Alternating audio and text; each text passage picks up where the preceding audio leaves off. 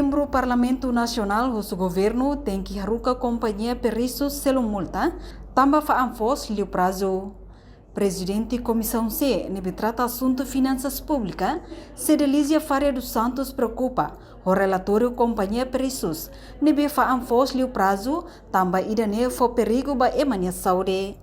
Deputada bancada CNRTNE, o governo, atubolo atenção ba companhia periços, o insamak bele selo multa, não ne eba futuro la bele repete tang.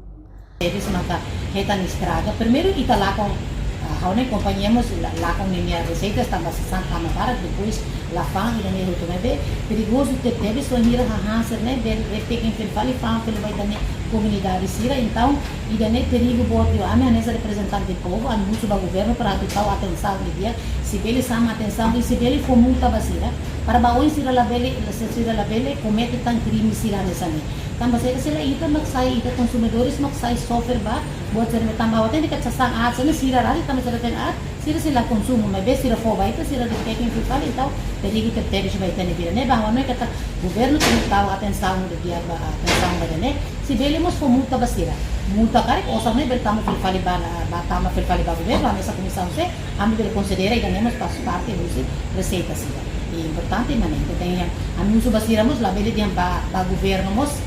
ba agora depois o sistema tem na rua todo mas controle né tem regulamento tem de frequenciamento né tem de halo ela né para ele evita essa sanção né acontecendo. E a parte selo niamo susuba trabalhador sira labele tau kato keisa aktu hanesang ne tambah lei ia atu protege sira.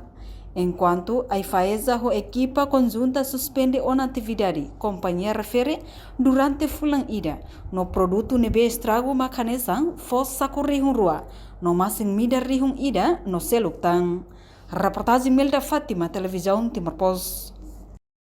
Janela informação ba emogoto atau tem informação atual dia kliu kita haluha haneham botão subscribe like halo comentário no fahe tutang ba media sosial hotu.